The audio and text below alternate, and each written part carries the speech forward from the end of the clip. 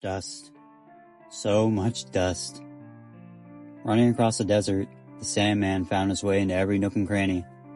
Your eyes, your nose, your ears, everywhere. He made his way through the hearse's windows, finding its way to my tongue, no matter how long the journey. Usually I'd spit the stuff out of my mouth, pretending it was tobacco. But I was a boy then, and now, as a man, all I could ever think of was my mother's corpse in the back of the hearse. "I'll buy carriage for you," I whispered, letting more dust into my mouth. The driver, looking half dead himself, readjusted himself in his seat. I gave a lazy look his way. I had expected him to pity me, to try to comfort me, but instead all he did was ask if I wanted to ride up with him. I didn't see why not, so I took him up. When my father had died, his coffin, along with those of Leroy Simmons and Uncle Ken, had been led down Main Street in carriages. Dad and Uncle Ken had died fighting crowds during the 100 Days Offensive. Mr. Simmons had been swept off the deck of a mine layer in the Northern Sea. Sure, he had died for our country at a time of extreme nationalism. Yet did my father deserve so much more? It sickened me how different my parents' endings had been, and how different their services were. I hadn't witnessed my father's death, and yet my mother was not the first person I hadn't seen die.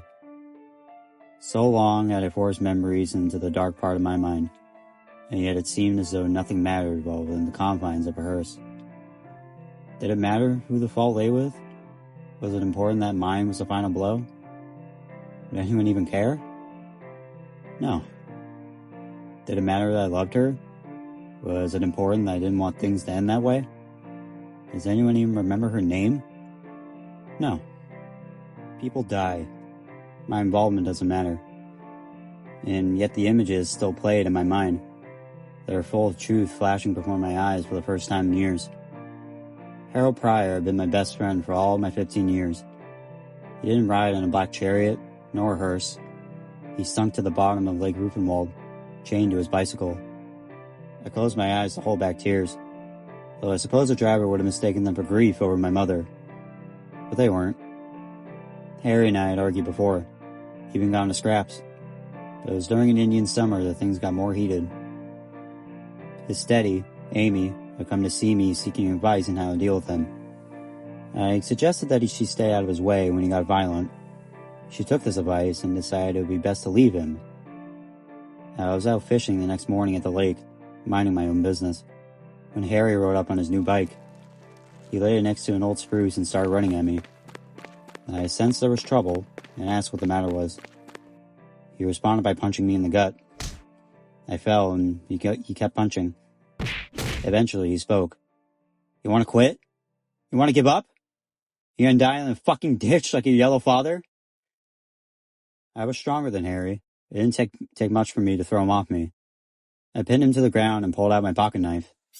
It wasn't good long enough for me to kill him, but I cut him up good.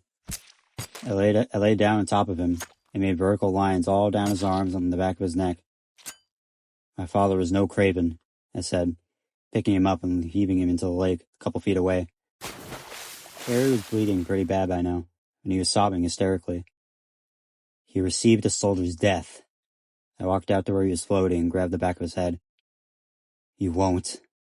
I plunged his head down to the murky green water. He didn't fight back for long. I calmed down pretty quick and realized what I had done.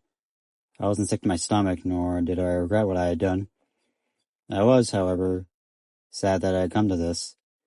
Harry had been violent for years, but I never thought I'd be the one to put the bad dog down. I wound up on my fishing line and tied his ankle to his bike, sinking both into the depths. I opened my eyes. We were entering Jonasville, only a couple minutes from the cemetery. So close, and yet she managed to sneak into my mind. Not my mother, no. Nora. She was my paramour. At 17, we took each other's innocence. Our love was true, and strong. I would have protected her from any enemy, foreign or at home. But I couldn't protect her from myself. It was that night after she made me a man, and I made her a woman, that I slipped. We were in the back of Uncle Ken's old Model T, and I got up for a smoke. There have been stories of bears up in the hills. so I made sure to bring a firearm with me. I leaned against a tree and went through about half a pack of menthols. I'd been thinking about where our relationship was going, whether we would get married, what I'd do to put food on the table, and so forth, when a branch snapped behind me. I suppose it was instinctual. I turned around and shot 3 times. The second and third shots connected. One's in the sternum, one's about an inch to the right bridge of the nose. Nora was dead in an instant. It was an accident, and yet for years I questioned whether I had known, deep inside me, that it was really her. Maybe it was like Harry. I buried her body up in the mountains and explained to her parents and the rest of the town that a bear had eaten her. They believed me. Just like Harry had told me about his plan to join the French Foreign Legion. They believed that too. And when I told them my mother swallowed a whole bottle of sleeping pills, they believed me again. The hearse stopped. We were at the cemetery. "Well, this is it," the driver said, looking at me with his corpse eyes. "Yes, it is." I slammed his head into the dash. He was an old, frail man, and thus was out for good. I went around back and threw my mother out of the rear. "No black carriage for you. You didn't earn it." I stared at her cold, dead, indifferent eyes. "Henry did." "I did." Her face remained icy and emotionless. Damn you and Father. Damn you, Father. And Nora. None of you deserve this." I started weeping. "This is no place for you. You don't belong here." I cried more, though I was now angry. "Go home. Go home!" I screamed for what seemed like an eternity. The dead don't listen well. "I earned this, I did. I deserve this." I pulled out a couple cans of kerosene from my coat and threw them all over the hearse. My mother, the driver, and finally myself. Pulled out a box of matches, struck a match, and leaped into the back of the hearse. I deserve this. I had earned my place in the back of the hearse. In my last moments, I thought about how my ashes would drift into the dust into another hearse, into another young boy's mouth.